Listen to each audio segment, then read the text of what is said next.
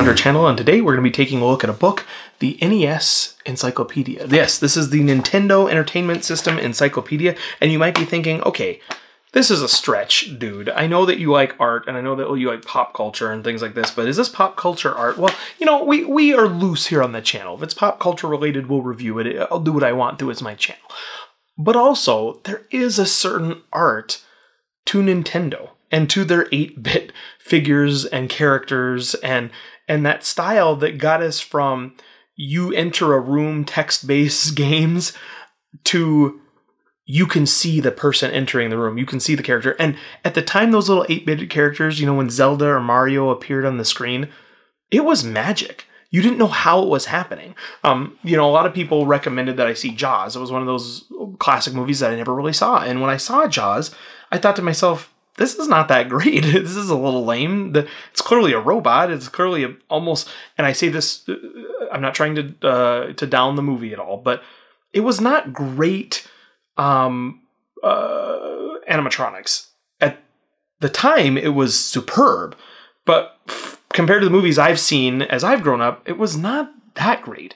And you think to yourself, well, why is it that people thought this was so amazing? Well, your brain fills in the gaps when you're younger. You know, you fill in those spaces because you're trying to figure things out. When the first time a man in a gorilla costume was in a movie, people were freaking out because they're like, how is this monkey coming over and how is this ape destroying this? Wow, what is happening? And like they weren't able to figure it out because clearly they didn't even consider that it could be a man in makeup or a costume.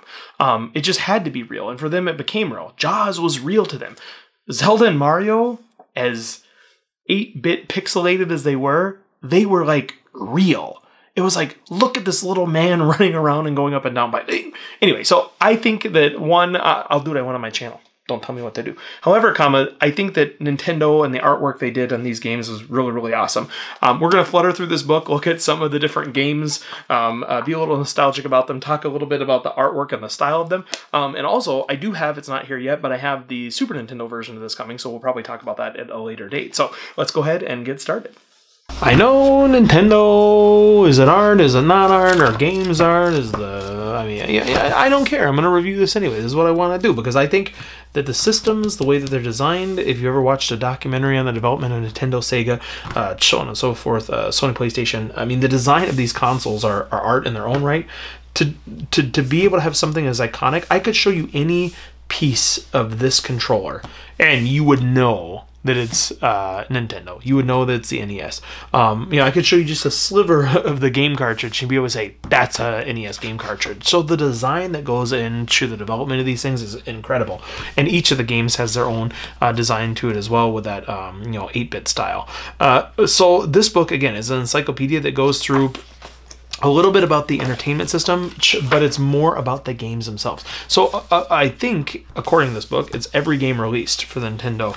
Now, I'm not sure if there's some unreleased stuff that's in here or there's some things that are missing. I didn't go through and verify every single game because, one, I don't know every game and I don't care that much.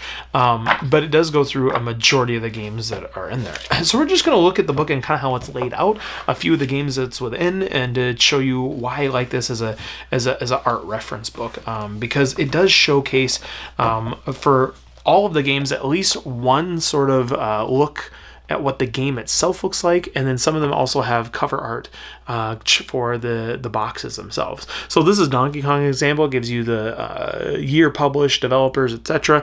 A little bit of an overview of what the game is, some kind of fun facts, and then those photos. And that's what I really liked about this book. So if I'm like, okay, well, what does Donkey Kong Jr. look like? Or, you know, what does Donkey Kong 3 look like? And it kind of goes through each of the iterations of the games. Now, one of the things that's neat about this is that you can kind of find a game that you forgot about.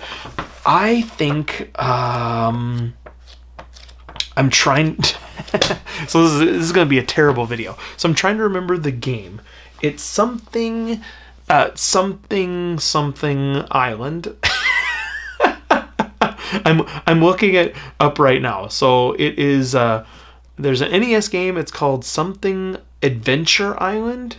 Yes, Hudson's Adventure Island. Sorry for that little divergence. So I remember that I played this game. I rented it, I believe, from a movie store when I was a kid for NES, and it was called Hudson's Adventure Island. Now, mind you, I did not remember that name until very recently.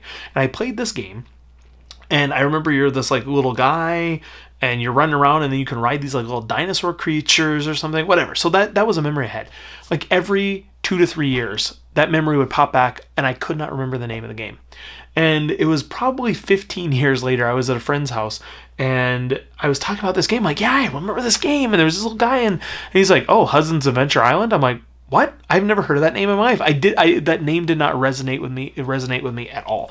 And sure enough, he goes and he pulls up some video, and I'm like, that's the game. So when you have something like this, if you're flipping through, you might find a game that you're like, I remember playing that. I just didn't remember what the name was. So let's go get Hudson's Adventure Island.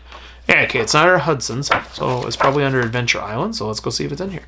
We can truly see if every game is in this book, because if it's not, there it is. Adventure Island. And they don't show the little dinosaur there. Oh, there we go. I don't know how well you can see that, but there's a little guy, and he's riding on these little dinosaur Loch Nessy type creatures. I remember Adventure Island. Didn't remember the name of the game. Didn't remember what it was, but when he showed me that, it was just like this nostalgic overload, and it was a relief. Have you ever had this, like, you know, something's on the tip of your tongue, you just can't find it? Something was on the tip of my brain, and I could not remember it. And it was bugging me, like, for a decade, no lie. So I was able to get that. But if I had had this book, I could have looked through, and I would have happily looked through every page to find that game, to figure out what it was. Oh, I remember Burger Time as well. That was another game that was a rental for me at a video store. I got maybe past the second level. It was a hard game, in my opinion. Like, at least as a kid, I was like, this game is very, very tough. I'm just going to kind of flip through a couple. Family Feud. Some of those video games of the time, Family Feud and Jeopardy and Wheel of Fortune, those are really hard games to try to input the text before the timer ran out. I always felt like the timers were too short on those games. Never really played Ice Climber, but the Ice Climber characters kind of made a resurgence with the Smash Brothers and stuff like that. Ooh, Kid Icarus! See, this is like bringing me back. So I remember playing Kid Icarus. I don't remember getting very far in Kid Icarus. If there is a boss in Kid Icarus, I don't believe I ever fought it. Just because as a kid, I don't think I ever got very far at all. I remember playing this for the Game Boy and not actually on this system. So that might have been a little different version. Kung Fu, Zelda. Yeah. Well, there's some. I'm a Metal Gear Solid guy. I'm a Metal Gear dude, and there's the Metal Gear game. Never played the NES game, but all the other Metal Gears beyond that, I played for many an hour. It just entered my brain for a moment. The Nightmare on Elm Street game. I love Nightmare on Elm Street. I kind of remember that game not being very good. And actually, you know what? No, I'm not remembering Nightmare on Elm Street. I'm remembering Friday the 13th. I thought that was kind of... I didn't understand that game. I wasn't able to figure it out. As a kid, I don't know if I was just stupid or I didn't know things. I remember we got Mario Brothers, and we end up accidentally jumping in the underworld, 1-2, over, the pipe at the end and run across, and there was these 3 pipes with numbers over them. The warp area. We had no idea what those were. And we didn't know that you could go down a pipe. So we started Mario Brothers. We didn't know you could go down a pipe. So we got to these 3 pipes, and we were just like, okay, let the time run out. We can't go back.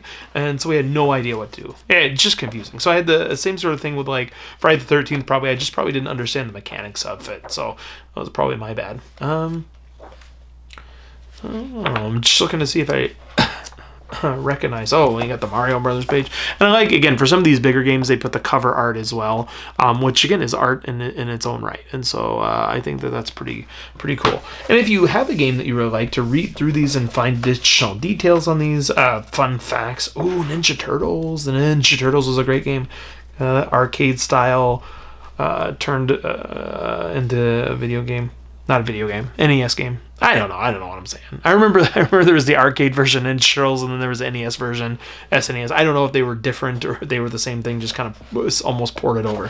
Tetris classic, can't beat the good old Tetris. Let's read one of the facts here. Tetris creator Alexei Pajitnov didn't earn royalties for his creation until 1996, when the Russian state reverted the rights back to him. He and Hank Rogers, who helped Nintendo get Tetris for Game Boy and NES, set up with Tetris Company, which owns the rights to this day. So little fun facts about the games that have there. At the beginning of the book, remember the beginning of the video, I said, I don't know if there was games that were unreleased or unlicensed or things. They have a whole section on unlicensed games. So I don't know if this is in here, if this is an unlicensed game or not. And I'm gonna see here. No, it's not an unlicensed game, but I'll tell you the story. So I remember getting from my grandmother for Christmas one year a little controller you hooked with the TV, and it had bunches of Nintendo games on it. Except they were all, I think, bootleg games. Because there was one called Pandamar, and it was Mario Brothers with just different skins over the top. And the Bowser boss, it was a very suggestive skin that I will not tell you anything more about. But I'm just going to say, look up Pandamar. See if you can find Pandamar. Definitely wasn't in here. We're going to look up one last thing. I'm going to go see if there's any, what the fun fact is about the first Adventure Island, since I just remembered that game again for the first time. Where'd Adventure Island go? What? Oh, I was looking for AV. Adventure Island. Adventure Island. There we go. Fun fact. Let's look at the fun facts. Okay. As well as being the inspiration for Adventure Island, hero Tahashi Miyagen was also famous for his abilities to press controller buttons quickly, up to 16 presses a second. Look at the fun facts we're learning here on the Pop Art Hunter channel. Cool book. Can't wait to get the second one for the, not the second one, but the SNES version of this. The NES Encyclopedia for every game released for the Nintendo system. For any video game collectors or Nintendo aficionados, this is a cool book to have. It would be one that I have on my shelf. It covers all the games. I'm assuming it's all of the games. There might be a couple that are missing. I wouldn't know about it.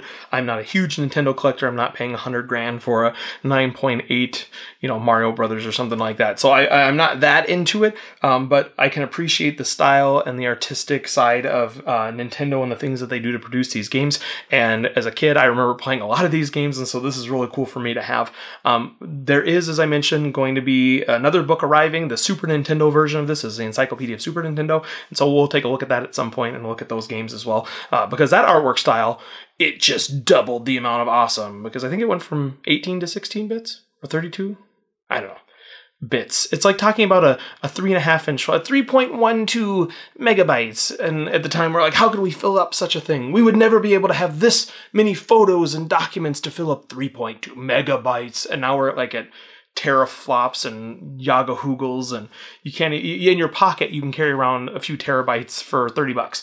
And so it's just crazy how things progress. But anyway, we'll be talking about the Super Nintendo version of this book as well. Thanks for watching our videos and all the other content. Make sure you like, subscribe, and comment and those types of things. We will see you next time right here on the Pop Art Hunter channel.